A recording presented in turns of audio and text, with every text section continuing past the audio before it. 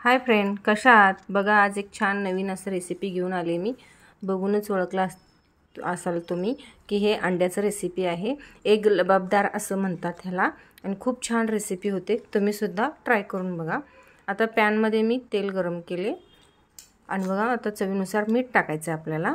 आणि असं पसरटच त्याला आपल्याला पॅन घ्यायचा आहे, त्याशिवाय छान होणार नाही ते. बघा आता कढीपत्ता आणि कांदा घालून घ्यायचा आहे.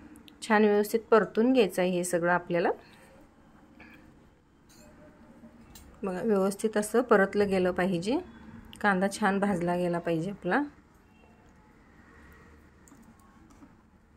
हे बघा आता मी जिरं आणि मोहरी घालून घेते. आणि इथं आपल्याला आलं लसूण पेस्ट सुद्धा घालायचं आहे. जर आलं लसूण पेस्ट तुमच्याजवळ नसेल तर तुम्ही आलं आणि लसूण मिक्सरला किंवा खलबत्त्यामध्ये चेचून ह्यामध्ये घातलात तरी चालतं.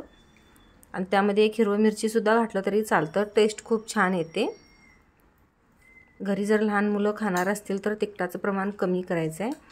आणि एक किंवा अर्धा टोमॅटो घालायचा आहे इथं कट करून बारीक असं. आणि हे छान सगळं परतून घ्यायचं आहे आपल्याला. टोमॅटोचं पूर्ण पाणी गेलं पाहिजे बघा. हे तर छान भाजलं गेलं आहे. आता आपण लाल काश्मीरी तिखट, हळद आणि आपला गरम मसाला किंवा पावभाजी मसाला घालायचा आहे. आणि घरगुती लाल तिखट घालायचं आहे.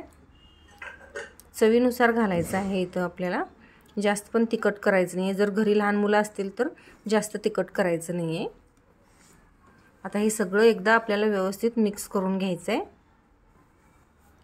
छान मिक्स झालं की मग आपल्याला पुढची प्रोसेस करायचं आहे. बघा आता हे छान मिक्स झाले. ह्यामध्ये मी अर्धी वाटी पाणी घालते, लहान वाटीनं. हे कारण हे सगळं आपलं परत एकदा छान शिजलं गेलं पाहिजे, त्यासाठी मी पाणी घातलेलं आहे. बघा आता छान बुडबुडे यायला लागलेत. एक शिजलेलं अंडं घ्यायचं आहे आपल्याला. हे बघा असं शिजवून पूर्ण गार करून घ्यायचे आहे अंडी. त्याशिवाय म्हणजे ते खीस छान पडले जाणार नाहीत लांब असं. जर तुम्ही गरमच शिजलेलं अंडं घेऊन करायला गेलात तर सगळं असं चुरा होईल त्याचा. त्यामुळे हे व्यवस्थित खिसून मग ह्यामध्ये टाकायचं आहे. आणि सगळं हे व्यवस्थित एकदा मिक्स करून घ्यायचं आहे आपल्याला. हे बघा असं. आता ह्याचं 5 मिनटं वाफ काढून घ्यायचं आहे आपल्याला. त्यासाठी बघा लीड किंवा आपल्याकडं काय झाकण असेल ते झाकून ठेवायचं. बघा किती छान असं वाफलं गेलेलं आहे हे. आणि थिकनेस पण छान आला आहे त्याला. बघा आता इथून पुढं आपली दुसरी प्रोसेस होणार ह्यामध्ये.